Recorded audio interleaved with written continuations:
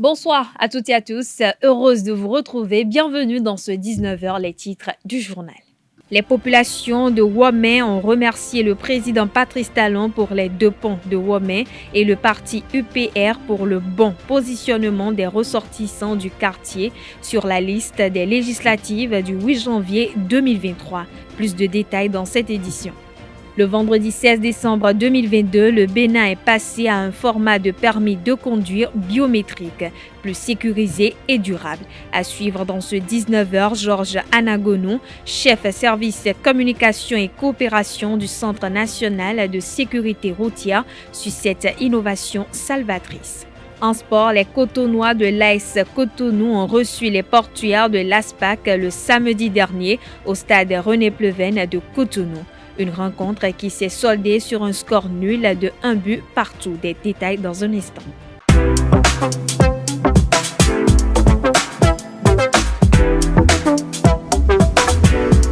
Moi, je suis à ESAE et toi? Moi, je suis en administration des finances à ESAE. Moi, je suis en diplomatie et relations internationales à ESAE. Moi, je suis en journalisme à ESAE. Émission ici, c'est ESAE. Moi, je suis en communication marketing à ESAE. Moi, je suis en droit à ESAE. Moi, je suis en gestion des ressources humaines à ESAE. Moi, je suis en gestion des marchés publics à ESAE. Moi, je suis en administration du travail et de la sécurité sociale à ESAE. Moi, je suis en sciences économiques à ESAE. Moi, je suis en banque finance à ESAE. Moi, je suis en administration générale à ESAE. Moi, je suis en audit et contrôle de gestion à ESAE. Moi, je suis en sciences juridiques à ESAE. Moi, je suis en administration générale et territoriale à ESAE. Moi, je suis en transport logistique à ESAE. Moi, je suis en gestion des projets à ESAE. Rejoignez-moi, c'est la meilleure université. Nous sommes à ESAE. Rejoignez-nous. À ESAE, l'excellence a un an.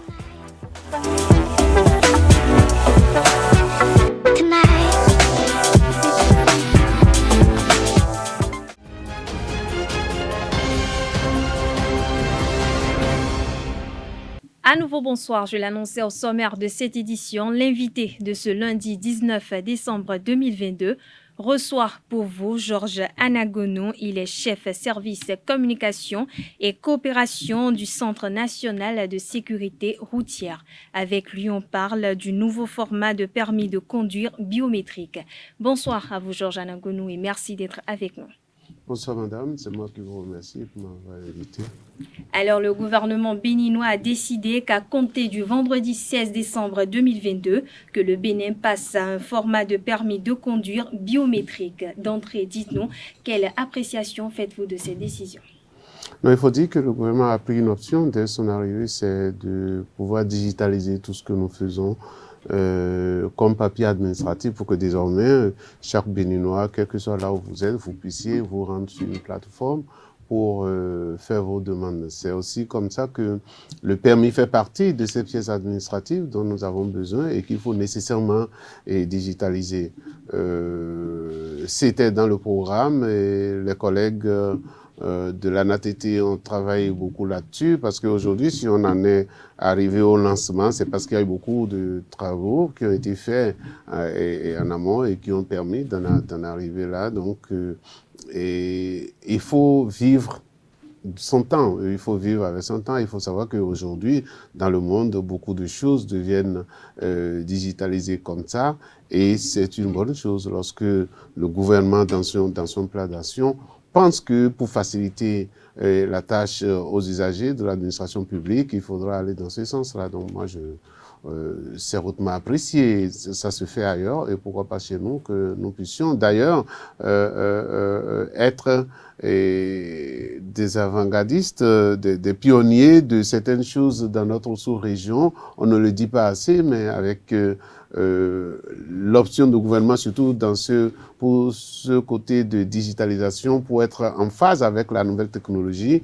le gouvernement fait beaucoup d'efforts et c'est ainsi qu'aujourd'hui, au ministère des TP, en ce qui concerne et au ministère des Infrastructures, des Transports, en ce qui concerne le permis, on a fait beaucoup d'améliorations. Vous savez qu'aujourd'hui, pour passer le permis, il faut aller s'inscrire en ligne. Et lorsque vous vous inscrivez en ligne, tout ce qu'il y a comme papier à ajouter, c'est en ligne qu'on vous demande toutes ces pièces-là et quand vous les dépassez. Et lorsque vous finissez, vous allez passer les examens. C'est aussi comme ça que tout se fait de façon digitale. Ça facilite le travail à tout le monde, ça met tout le monde à l'aise et que les tricheries, les affaires sont éliminées à partir du moment où nous savons, chacun sait ce qui se passe. Ok, alors dites-nous, quels sont les avantages que ce nouveau permis pourrait apporter à nos usagers? Quand j'ai entendu, vous savez, j'aurais pu dire non, quand vous me questionnez sur ce dossier, que un de mes collègues de la NATT est plus venu, mais il n'y a que le permis. Le permis, ceux qui ont le permis aujourd'hui sont les conducteurs de demain.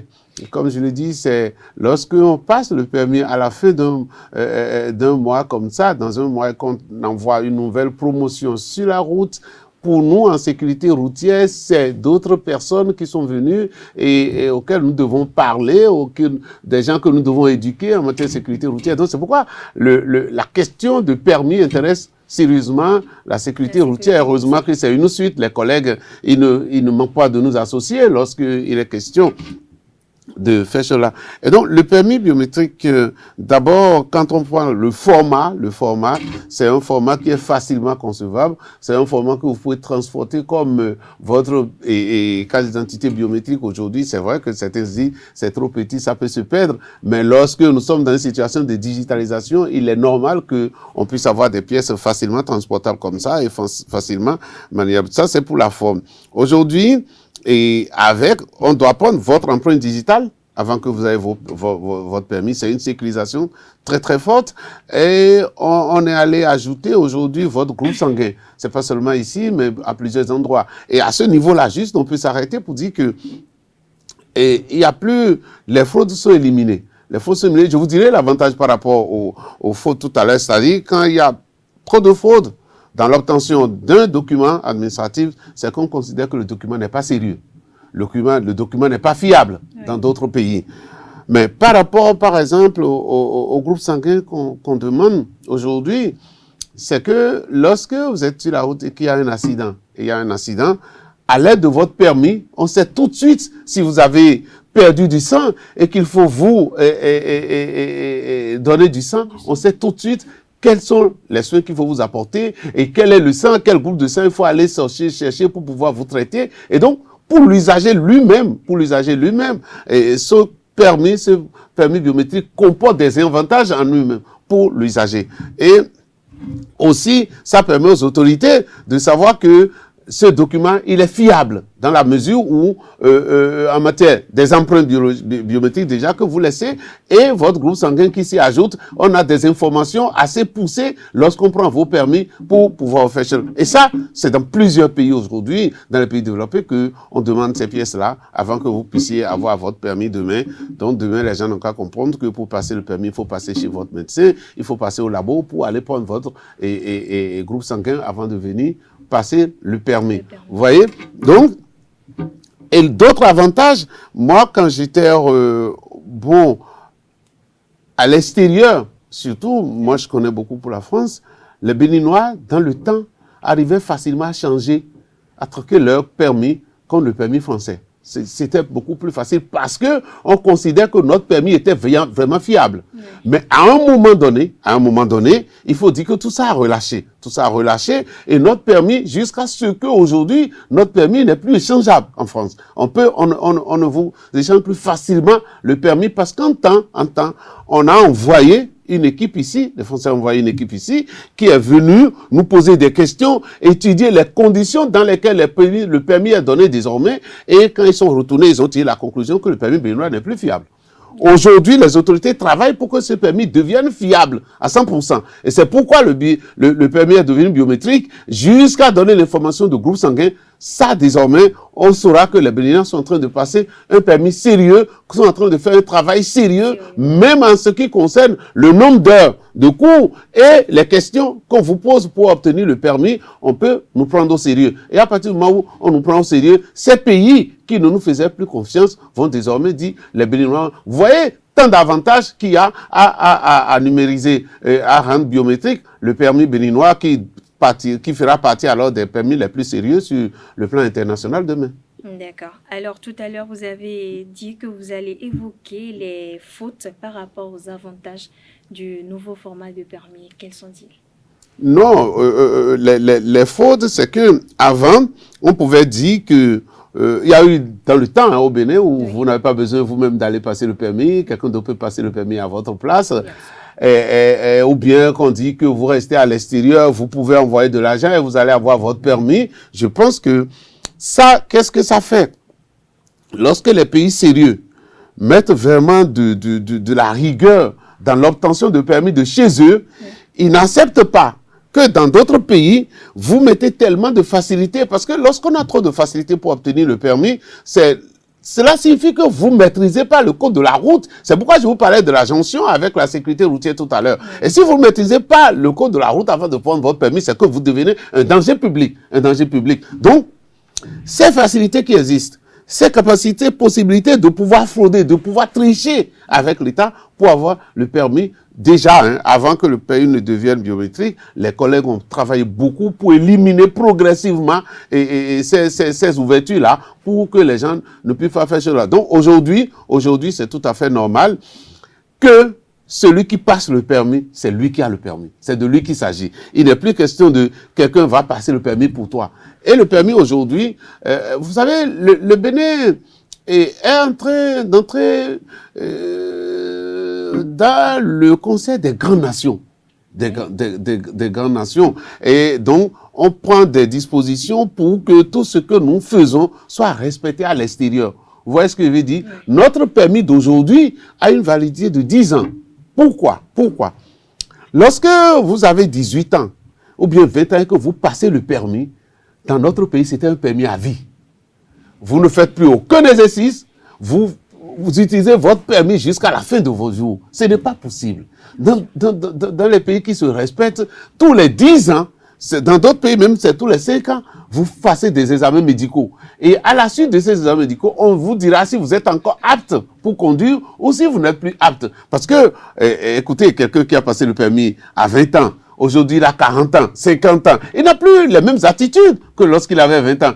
Pourquoi est-ce qu'au niveau du permis aussi, on ne va pas faire en sorte que s'il doit faire de recyclage, s'il doit encore se donner certains traitements pour que tout ça puisse intervenir pour qu'il soit vraiment apte à nouveau à conduire. Ce n'est pas que après 10 ans, on va dire vous n'allez pas conduire. Non, c'est pas ça. Après 10 ans, vous allez faire des examens et ces examens-là vont montrer que, bon, votre vision n'est pas encore ce qu'elle doit être et qu'il faut que vous puissiez faire certains traitements pour recouvrir correctement votre vision. Vous savez, la conduite aussi, c'est la visibilité, c'est la lisibilité. Et donc, ça dépend, tout ça dépend de votre vision, de votre capacité à voir et à lire la route, à voir ce qui se passe. Donc aujourd'hui, tous les 10 ans, ceux qui ont de permis vont pouvoir faire cela. Et je pense que les dispositions qui sont en train d'être prises, c'est que d'ici 2 ans, nous allons tous avoir le permis biométrique dans le pays. Parce que on va rappeler ceux qui avaient le permis pour refaire le test, pour faire le test sanguin, pour actualiser leur permis. En ce moment-là, peut-être dans les années à venir, tout un chacun de nous aurons un permis biométrique qui sera réexaminé tous les 10 ans. Et vous voyez, c'est rien que de bénéfices pour cette réforme que le gouvernement a initiée et que nos collègues de la NATT ont travaillé là-dessus pour que ça soit une réalité aujourd'hui. Bien sûr, on l'espère aussi. Alors, un dernier mot pour clore cet entretien. Moi, je pense que chacun doit être fier des mains pour dire que lorsque nous mettons de la rigueur dans l'obtention de permis, ça nous facilite la tâche. Lorsque vous serez dans d'autres pays, on dira « Ah, c'est un permis béninois, vous pouvez y aller, ce n'est que de bénéfices. » Chacun devrait s'y mettre. Et lorsque on va ouvrir pour dire « Venez changer le permis », ceux qui ont le permis depuis 30 ans, moi, je les inviterai à aller changer le permis. Voilà. Ok, merci beaucoup à vous, Georges Anagonon. Je rappelle à nos amis internautes qu'il est le chef service service communication et coopération du Centre national de sécurité routière. Merci à vous. La suite de l'information dans un instant.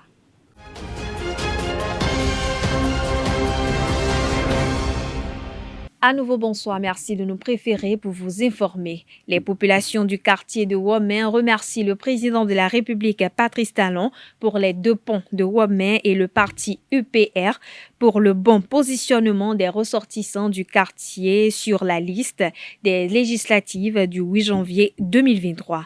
Organisée par Bernardin Adjobo à Womé Centre, cette séance a connu la participation du candidat Brice Denis Fagbemi. Le reportage est signé Carles Kitome, Ulrich Amegampoé. Nous, population de Womé, sommes particulièrement heureuses parce que nous avons bénéficié de 2 infrastructures majeures et salvatrices.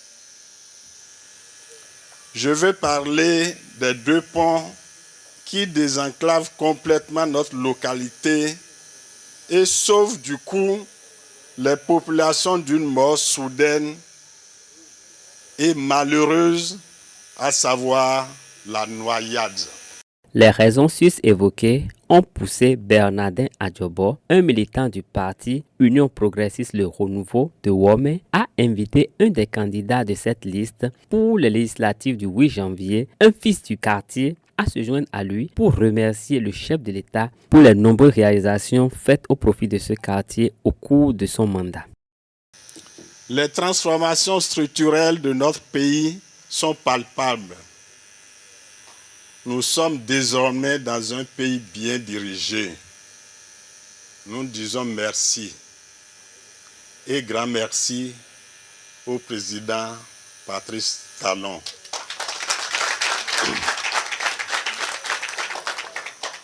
En ce jour si solennel où nos candidats aux législatives 2023 nous sont présentés, vous les avez vus. Ils sont devant nous et nous les connaissons. Ensemble, disons déjà merci pour le choix qui s'est porté sur leur personne.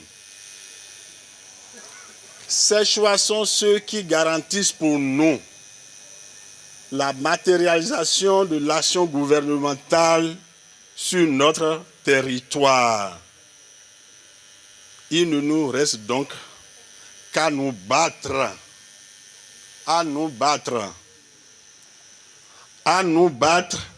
afin que les idéaux portés par ces candidats, qui ne sont rien d'autre que les idéaux portés par le parti UP Le Renouveau, triomphent pour le meilleur épanouissement de chaque Béninoise, de chaque Béninois. Le candidat Brice Denis Fagbemi saisit l'occasion pour faire la promesse de se rapprocher davantage de ses frères du quartier pour susciter plus de réalisations au profit de Womé.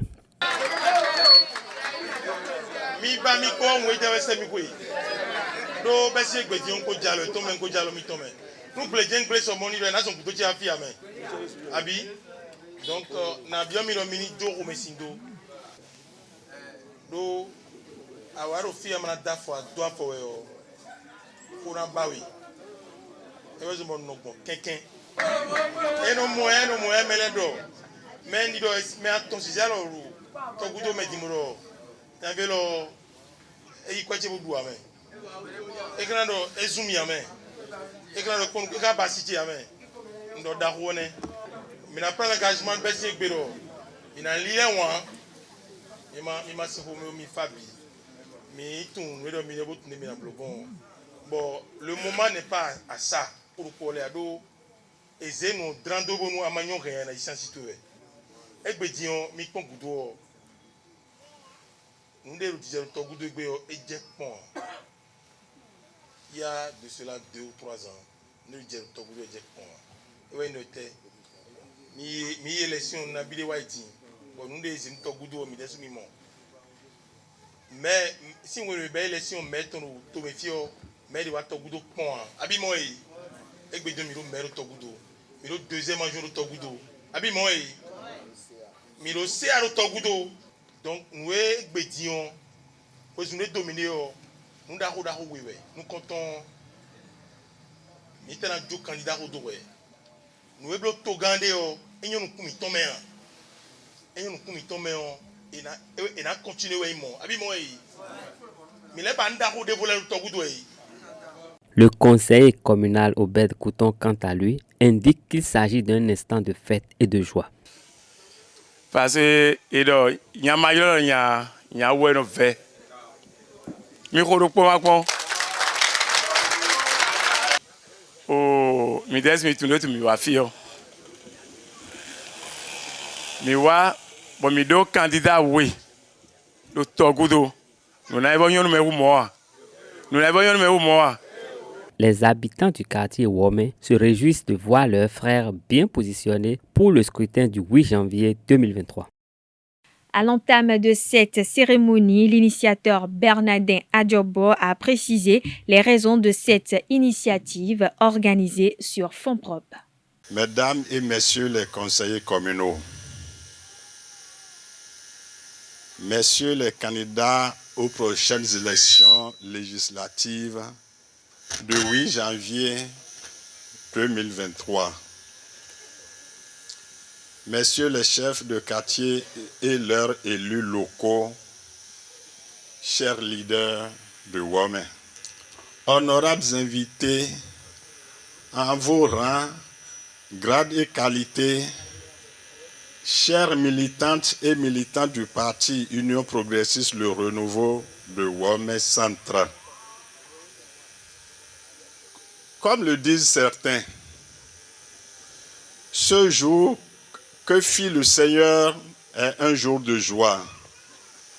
En effet, nous, population de Wome, sommes particulièrement heureuses parce que nous avons bénéficié de deux infrastructures majeures et salvatrices.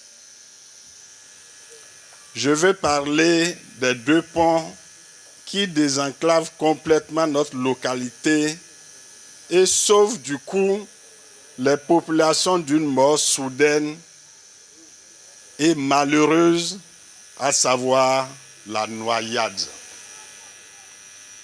À l'instar de Wome, le Bénin depuis 2016 est pourvu d'importantes infrastructures qui rendent fier notre pays, qui rend fier chaque Béninois et chaque Béninoise. Les réformes courageuses menées avec talent ont mis le Bénin sur l'orbite d'un développement certain. Comme le dit un adage, il n'y a pas pire aveugle que celui qui ne veut pas voir. Les infrastructures sont bien visibles. Les transformations structurelles de notre pays sont palpables. Nous sommes désormais dans un pays bien dirigé. Nous disons merci et grand merci au président Patrice Talon.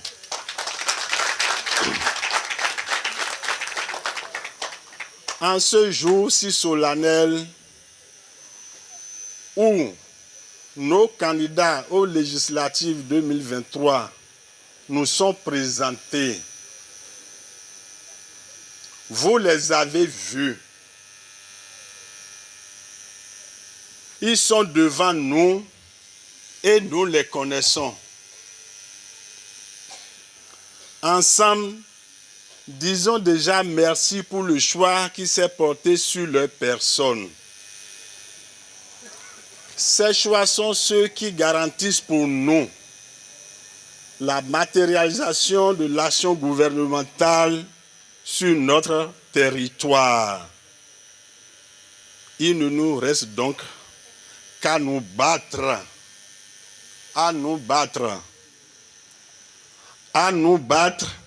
afin que les idéaux portés par ces candidats, qui ne sont rien d'autre que les idéaux portés par le parti UP Le Renouveau, triomphent pour le meilleur épanouissement de chaque Béninoise, de chaque Béninois.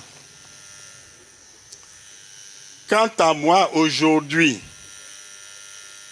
je réaffirme ma pleine appartenance à l'Union progressiste Le Renouveau, le parti portant avec abnégation et conviction la vision de développement du président Patrice Talon.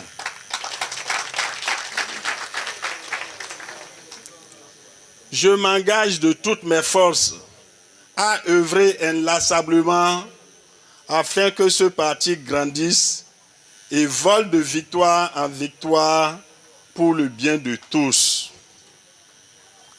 Ma détermination est totale. Mon engagement est entier et comme vous, militants et militantes, je vais pourvoir pour le compte du parti les stratégies indispensables qui bâtissent un grand parti, un parti d'avenir, un parti proche de son peuple. Je m'engage à édifier des militants convaincus, courageux, déterminés et déterminants au moment des grands enjeux. Militants et militantes, je voudrais vous inviter à bêcher, à creuser, à fouiller, à ne laisser nulle place où militants passent et repassent. Ne laissons rien au hasard afin qu'au bout de l'effort, nous ayons la satisfaction d'avoir travaillé pour la bonne cause. Du haut de cette tribune, je voudrais lancer un appel aux instances du parti. Wome Centre constitue un important vivier électoral de plus de 15 000 votants. Il est donc important qu'en plus de notre engagement et de notre motivation, le parti se mobilise résolument à nos côtés afin qu'aucune voix ne se perde, car Wome Centre peut faire la décision. Restons alors toutes et tous mobilisés. Vive le parti Union progressiste Le Renouveau. Vive le Bénin. Je vous remercie. Le syndicat des travailleurs de la Poste du Bénin, Sintrapost, a tenu le samedi 17 décembre dernier son 5e congrès ordinaire à la direction générale à Cotonou. Au terme des travaux, Gani Oradji est reconduit au poste de secrétaire général pour un second mandat avec un léger réaménagement du bureau directeur. Kassa Mampo, secrétaire général de la Confédération syndicale des travailleurs du Bénin, CSTB, a précisé l'ouverture des travaux en présence d'un représentant de la Direction générale de la Poste du Bénin SA. Reportage Setonde Larios Adjagbeno. Camarades, salut. Salut camarades. Salut camarades. Camarades, salut. Gani Oradji remplit à la tête du syndicat des travailleurs de la Poste du Bénin, Sintrapost. Les syndiqués lui ont renouvelé leur confiance pour un second mandat. Évidemment, on ne change pas une équipe qui gagne. On essaie de réajuster et de mettre des pièces défaillantes et tout ça là. C'est ce que nous avons pu faire de façon consensuelle avec tout le congrès, l'Assemblée. Au 5e congrès, nous avons essayé d'aller à un bureau consensuel qui reçoit l'assentiment de tout le monde et reçoit le mandat de tout le congrès pour les 3 prochaines années au niveau de la Poste du Bénin. De 2022 à 2025, le nouveau bureau directeur entend reconquérir le mouvement syndical à la Poste du Bénin et lutter davantage pour l'amélioration des conditions de vie et de travail des postiers, toutes catégories confondues. Le climat social est resté apaisé parce que très tôt, nous avons montrer notre position par rapport à certaines réalités. Nous avons fait comprendre, on essaie de faire comprendre à l'autorité ce qui est des acquis des postiers et tout doit pouvoir se négocier entre nous. Et pour la plupart du temps, ce sur quoi nous avons négocié, ça a toujours été des choses qu'on a obtenues dans un climat totalement apaisé. Et ça, c'est ce que nous avons tenté d'avoir de répéter. Nous allons toujours prôner la dénonciation, la négociation pour pouvoir obtenir des victoires par rapport à tout ce que nous aurons à entreprendre bientôt. Dans sa lutte, le Centrapos va bénéficier du soutien de la CSTB, sa confédération syndicale. Nous sommes venus à votre congrès pour vous souhaiter du courage. Vous devez vous mettre la main dans la main, mener le combat. Vous organiser, présenter vos revendications. On doit vous écouter dans les réformes. Créer les conditions de collaboration pour que la Poste continue d'assumer ses fonctions. Et le problème, l'homme doit être à l'aise pour travailler. La meilleure façon d'obtenir ses droits est d'accomplir ses devoirs, lance le secrétaire général Radji. Si nous ne sommes pas là, réellement, si nous ne travaillons pas à ce que cet outil de production reste en vie, vive, c'est que nous allons tous mourir avec. Donc, la première des choses, avant d'être syndicaliste, c'est qu'on est d'abord travailleur. Et si on est travailleur, c'est parce que l'entreprise existe et le travail existe. Donc nous devons pouvoir continuer à travailler. Secrétaire général que je suis d'abord travailleur et je dois pouvoir montrer l'exemple à tout le monde en travaillant bien, en restant irréprochable là où je fais mon travail et en accueillant le peu de clients que nous avons encore avec nous pour que ceux-là puissent ramener les autres pour leur dire non, la confiance est renée à la Poste du Bénin. Venez, c'est une entreprise qui va vous surprendre et je suis sûr que nous allons surprendre très bientôt. Afin de rétablir cette relation de confiance entre la Poste et sa clientèle, la directrice générale exhorte ses partenaires sociaux à sensibiliser leurs militants. La directrice générale souhaite que, du fait de la collaboration qui existe entre nous, que vous puissiez l'aider à travailler avec vos militants, vos syndiqués, pour que nous puissions corriger le mauvais accueil, le présentéisme et la délinquance financière. Les anciens secrétaires généraux du Centrapos et ceux des 3 autres organisations syndicales de la Poste du Bénin ont adressé un message de soutien au 5e congrès ordinaire. Depuis sa création en 2002, le premier syndicat des postiers béninois lutte pour l'amélioration des conditions de vie et de travail de ses membres. Cette mission va se poursuivre avec en point d'orgue la lutte pour la revalorisation des salaires des agents de la Poste du Bénin. Le secrétaire général Gani Radji s'explique.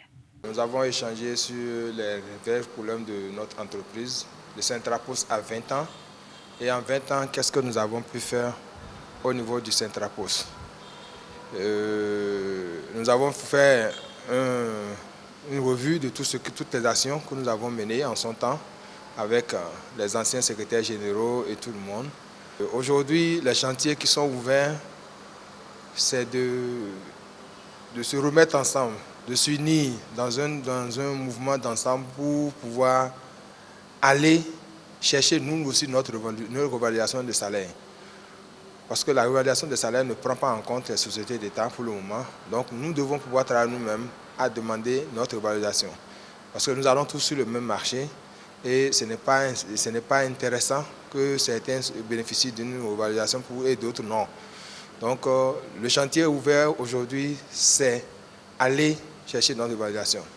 Réviser, finaliser la convention collective de la Poste du Bénin et aider les travailleurs, tous les travailleurs de l'entreprise à avoir les mêmes droits, c'est-à-dire et conventionnés, et prestataires, et agents de la Poste.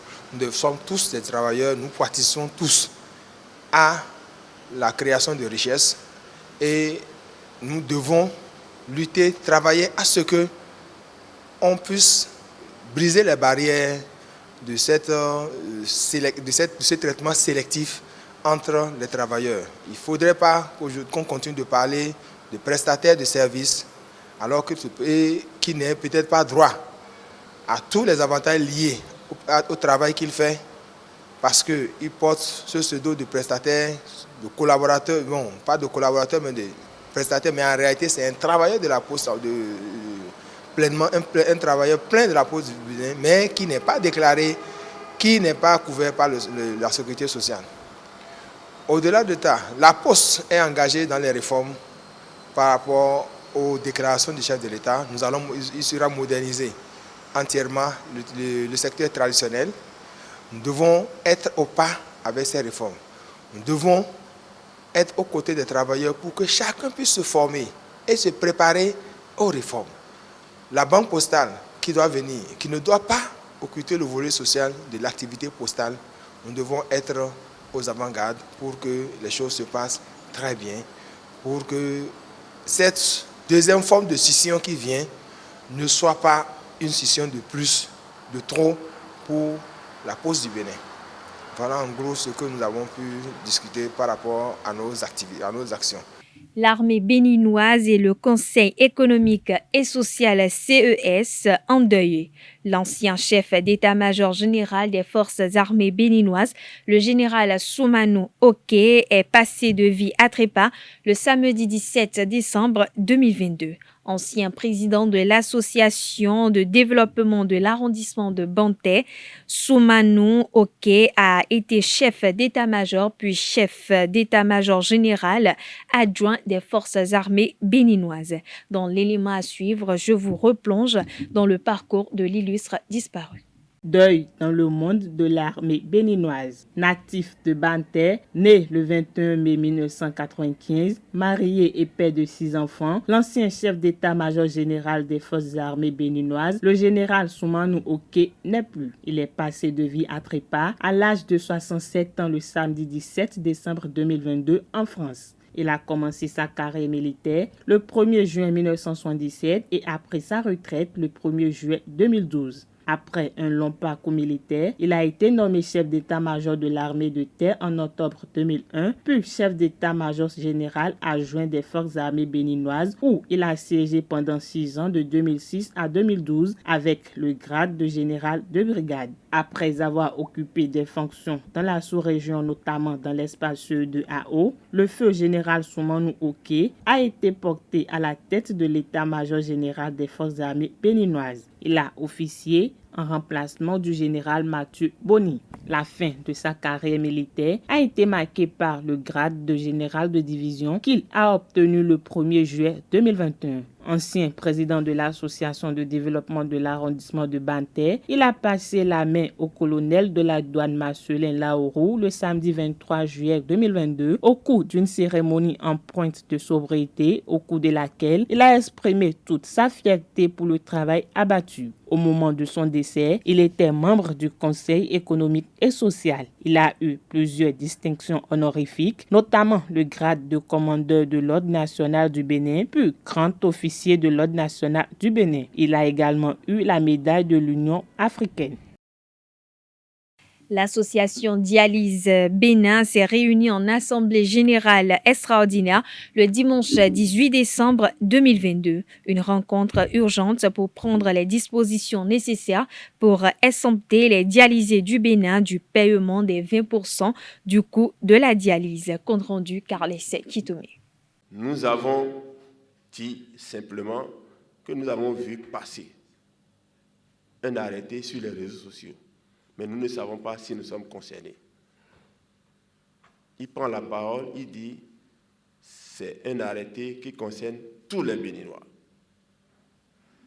Que vous soyez dialysés anciens, que nouveaux, vous êtes concernés.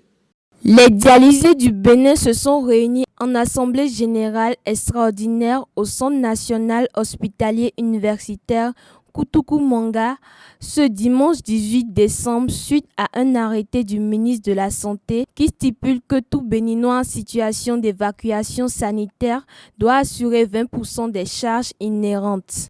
Je dis bien extraordinaire parce que c'est imprévu. En novembre 2020, nous étions là quand nous avons eu un décret pris en Conseil des ministres pour instaurer désormais le paiement d'un ticket modérateur à tous les Béninois qui vont bénéficier de évacuation sanitaire, que ce soit à l'intérieur du pays comme à l'extérieur du pays.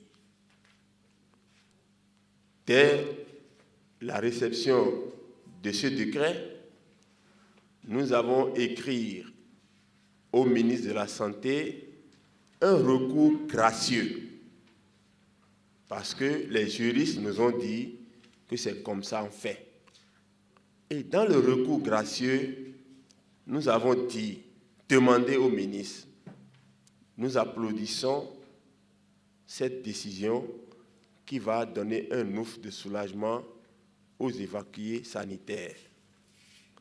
Et nous avons pris les soins de demander que lorsque les actes d'application de ce décret vont commencer par être pris, que la dialyse soit exemptée des 20%. Les courriers sont encore avec nous. Donc, c'est depuis 2020 que le décret a été pris et voilà la démarche que nous avons menée dès que ça a été pris. Nous n'avons pas été appelés par le ministre pour discuter de ça. Donc, nous avons, quand il n'y a pas de réponse, c'est que le recours a été accepté, selon les juristes. Le 16 novembre passé, nous avons vu sur les réseaux sociaux un arrêté signé du ministre de la Santé et du ministre des Finances, signé aussi du directeur du contrôle financier du ministère de la Santé, paraphé par le secrétaire général du gouvernement. Ça veut dire que c'est le découlé du décret de 2020. Une participation onéreuse compte tenu du coût élevé du traitement auquel ils sont soumis. Si je vous fais résumer, la dialyse revient, ce que je débourse moi-même pour les 20%, fait 1 200 000 pour les 6 mois. Imaginez ce que ça va coûter à tout un chacun de nous ici. Combien vont-ils supporter les 20%? C'est ça le plus important. Donc c'est pour ça qu'il faut continuer de lutter pour que la dialyse soit à 0%. Les 1 200 000 dont je vous ai parlé, c'est ça compris les médicaments, ça compris les analyses. Les analyses sont à 96 000 par mois. Donc c'est pour vous donner une idée du coût d'une dialyse et une idée des 20% dont on parle. Parce que nous ne pouvons pas acheter la machine, nous ne pouvons pas acheter les reins, nous ne pouvons pas acheter l'équipement. Mais si c'est peut-être nos bilans, si c'est peut-être nos médicaments, mais si on nous dit tout le package, vous devez débourser de l'argent, 20%, c'est difficile pour nous. Le bureau de l'association Dialyse Bénin consulte ses mandants avant d'entamer un plaidoyer. On parle religion à présent. Les fidèles du christianisme de l'église du christianisme céleste Saint-Michael, Marouillon d'Abomey-Calavi A, ont sacrifié à la tradition du 6e sacrement obligatoire à l'église du christianisme céleste. Cette 7e édition de la fête des moissons s'est déroulée hier dimanche 18 décembre 2022. Le film de la cérémonie avec Quentin Amonsou.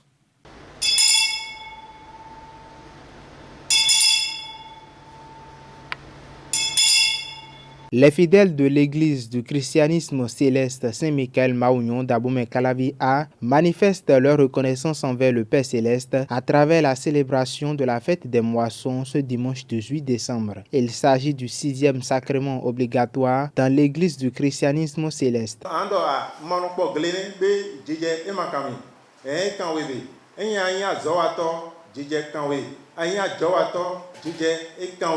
Aïe nous sato balokpade pepe djidje ekanwe na etetu djidje kanwe do. Si tu es travailleur, artisan ou revendeur de n'importe quelle des manières, la fête des moissons te concerne parce que Ton souffle de vie provient de Dieu et c'est lui qui protège nos allers-retours. L'homme connaît l'heure à laquelle il se couche, mais pas l'heure à laquelle il se réveille. Cela signifie pour remercier le Seigneur.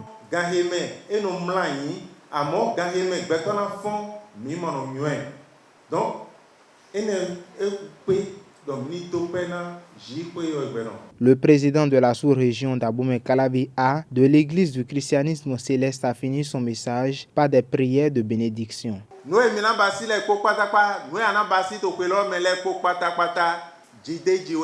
ce que tu toucheras dans l'année apportera des fruits. Ce n'est pas moi qui le dis, mais plutôt la Bible. Le Seigneur sera avec vous. La fête des moissons de ce jour ne sera pas la dernière. La paix jaillira dans nos foyers.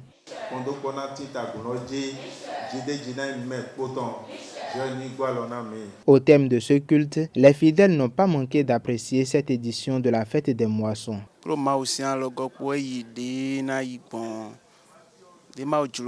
Cette fête des moissons s'est déroulée selon la volonté de Dieu. Cette édition n'est pas tellement différente de la précédente.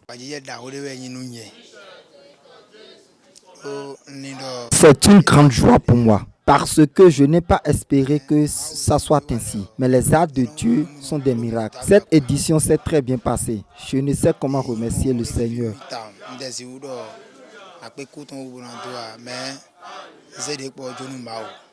La traditionnelle vente de charité est venue clôturer cette 7e édition de la fête des moissons.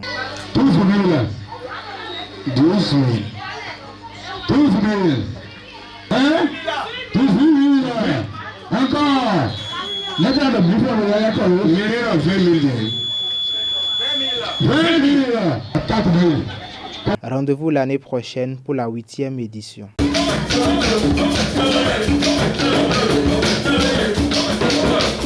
Les 19e championnats nationaux de natation se sont déroulés du 16 au 18 décembre à la piscine du jardin botanique du campus d'Abomey-Calavi.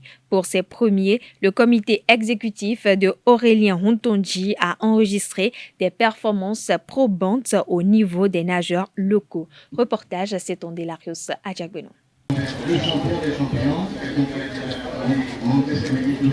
William Kwasi Ziansé est l'homme des championnats nationaux de natation saison 2022. Le nageur de l'ACOP de Cotonou est sacré champion du Bénin en 50 mètres d'eau, 50 mètres nage libre, 50 mètres brasse et 100 mètres brasse devant notamment Brice Aguet, venu de l'Afrique du Sud. Il y avait des concurrents derrière moi, donc je me suis donné comme il le faut et j'ai pu atteindre ce que je voulais. Mon problème c'est d'avoir amélioré les performances et de battre les records. Je m'entraîne régulièrement chaque samedi, mais il faut qu'on revoie encore les entraînements pour qu'on se perfectionne. Dans la catégorie senior dames, Priscille Dossou a remporté l'or sur les 50 mètres nage libre avec un chrono de 55 secondes 23 tiers, près d'une minute d'avance sur la deuxième, Magnificat Tobada. À ces 19e championnats nationaux, les nageurs locaux se sont bien comportés devant leurs compatriotes expatriés. Des résultats qui satisfont le comité exécutif de la Fédération béninoise de natation. Je vois des Béninois, des locaux de chez nous, qui ont nagé et qui ont battu des enfants qui sont arrivés de Johannesburg, des enfants qui travaillent dans de bonnes conditions, plus que les nôtres. Ça prouve que si nous, à l'interne, là, on se donnait un peu plus de sérieux, un peu plus de moyens, on peut aller très loin. En vue de booster les athlètes, la fédération a innové cette édition avec l'institution d'une bourse. Dans le règlement intérieur de cette compétition, nous avons pris comme un prix celui qui bat le record national. Par épreuve, il prend 500 000 francs. Le nageur, lui-même, il prend 300 000 comme une début bourse. Son coach, celui qui l'entraîne, prend 100 000 et son club aussi prend 100 000 parce qu'il ne travaille pas seul. Ça, c'est ce qu'on a mis en place pour booster la performance. Hélas, aucun record ne va tomber lors de cette édition. La première organisée par le président Roudondi et son équipe. Mon mandat est mis sur la coupe des réformes, comme je le dis. La mise en place des outils de bonne gouvernance. Ça, je tiens beaucoup à ça. Bonne gouvernance. Et après ça, des compétitions. Compétition, cette fois-ci, compétition par arrondissement, compétition par département. Et avant de venir au championnat national, c'est l'athlète qui a fait le chemin de championnat au niveau de l'arrondissement, qui est sélectionné pour au niveau départemental, qui vient au niveau national. Notre intention est que les années à venir, nous puissions faire encore mieux que ce que nous avons fait aujourd'hui. Dans les autres résultats, Arnold Aguet est sacré double champion du Bénin en 50 mètres nage libre et 100 mètres brasse et a terminé vice-champion sur les 50 mètres brasse derrière Augustin Kakovi. Les jeunes pousses se sont exprimés également lors de ces championnats nationaux dans les catégories cadets et minimes. Toujours dans le même registre, Aurélien Hontonji, président de la Fédération béninoise de natation, a servi l'occasion des championnats nationaux pour se prononcer de la politique de développement des infrastructures. Suivez ses explications. Là, si on parle de natation, il n'y a pas que la piscine. Là, si on parle de natation, c'est une discipline aquatique. Et il y a 6 disciplines aquatiques. Et là, la natation course, qui est dans la piscine, la natation à eau libre, où on peut être à l'eau libre. On a la mer à côté, on a les lacs, on a tout et tout. Bon, nous avons la natation artistique, le diving heights et le water polo. Nous avons beaucoup de choses. Donc il n'y a pas que la natation course. Mais déjà, pour ce dont vous parlez, c'est l'entrée en piscine qui pose problème. Parce que la seule piscine olympique qui était au niveau de Stade de l'Amitié a été dégagée pour autre chose. Mais l'État a prévu, toujours au niveau du stade Mathieu Kérékou, la construction de 3 piscines, mais du côté de l'hôtel de l'Amitié. Donc il y a un projet, et bientôt on aura 3 piscines, des piscines olympiques. Et en plus, le stade René Pleven, qui a papa, a reconstruit un stade couvert avec piscine olympique. Ça, le chef d'État l'a dit. Et comme il le dit, il le fait. Donc nous avons foi et nous serons derrière les instances qui gèrent le sport et pour que ces projets qui sont en attente soient réalisés pour le meilleur de nos enfants.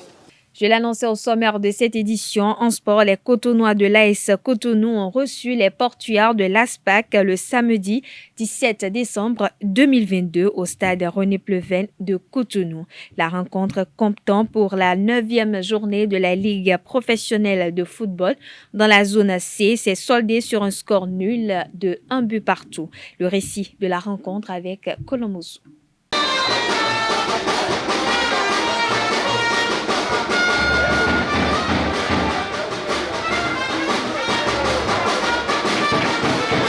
En clôture de la phase allée de la Ligue professionnelle de football, AS Cotonou a reçu ASPAC au stade René Pleven ce samedi 17 décembre 2022. Les deux équipes se sont neutralisées sur le score d'1 but partout. Les Cotonois se mettent en évidence en premier. Suite à un centre de Assaré sur l'aile gauche, Maré ouvre la marque pour AS Cotonou à la 8e minute.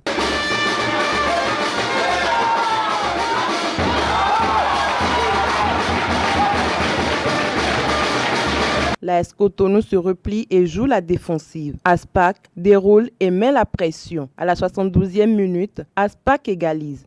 Le nouvel entrant Wassine Yekini ne laisse aucune chance au gardien de but et rétablit la parité sur une retournée acrobatique. La phase retour démarre le 23 décembre prochain avec AS Cotonou en déplacement qui joue Aziza FC au campus et ASPAC affronte les policiers au stade René Pleven de Cotonou. Voilà, chers internautes, ainsi prend fin cette édition. Merci pour votre attention. Bonne suite de programme sur ESAE TV.